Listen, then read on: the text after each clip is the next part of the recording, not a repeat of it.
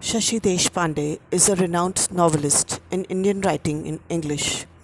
That Long Silence was her fifth novel, which was recognized with Sahitya Academy Award in 1990. Her works primarily deal with problems of women in the present social context. Deshpande's quest for identity and freedom has become dominant themes in literature. She unfolds the problems of women in the patriarchal society in a very positive way.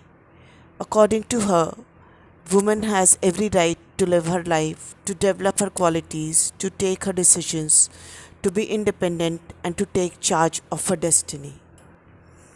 That Long Silence is one of the unique works of Shashi Deshpande, which signifies the pathetic condition of Indian woman. It is a reflection of sufferings of an Indian woman in the dogmatic social milieu that is family. It also reflects how woman suffers deeply and ends up life silently bearing molestations of male. The sacrifice made by women is hardly noticed by the male dominated society. The novel illustrates the image of women in the middle class family and the way they are sandwiched between tradition and modernity. The title of the novel depicts the intention of the novelist in order to reveal the female psyche during the quest of Jaya, the protagonist, for self, an intelligent woman with graduation in English, a writer and a columnist, had a bright career. Unfortunately, none of these attributes would provide her a respectable position in the eyes of her husband Mohan, who had socialization in a typical traditional environment. He perceived his wife on par with Sita, Savitri, and Draupadi. His mother and sister Vimla are very much submissive to father.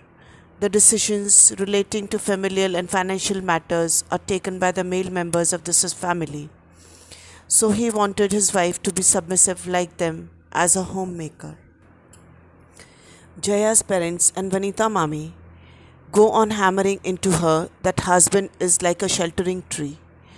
Women should be dependent on the male member of the family in order to be safe and protected.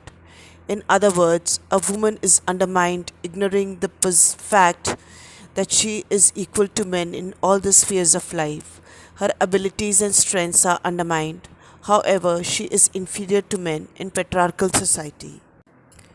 The author clearly depicts the image of marriage institution and familial relations in India. She hardly enjoyed marital relationship with her husband. She had no freedom to express or share her desires with Mohan. Jaya was introduced to her neighbor Kamath, who motivates her to think and act independently about her writing by appreciating and admiring. He inspires and cheers her to get serious, to be real and true to herself. This made her regain her self confidence, which had been lost. In this way, Kamath enables her to break the long silence.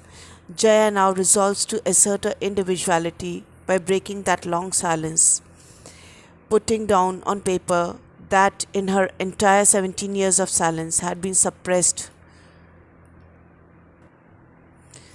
The companionship of Kamath made Jaya get her identity. However, she was not strong enough to challenge the traditional value system of society. Though she had lost faith in her husband, she wanted to adjust with her present setup. At the end of the novel, Jaya's husband loses his confidence, his position as an engineer. In the urban and global society, her husband becomes a victim of corruption.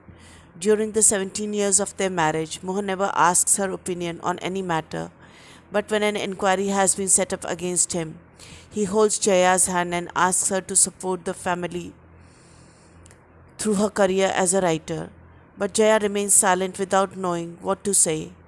This is a kind of protest against her long silence, which makes her strong at the end of the novel.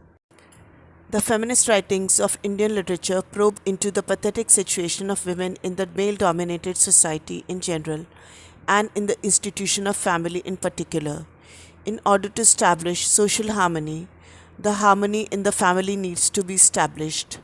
There has to be an end to the discriminations on women based on the gender. No gender is superior in this world. Gender equity, justice, and equality have a bearing on attaining gender development in order to have peace, harmony, and love in the family relationship.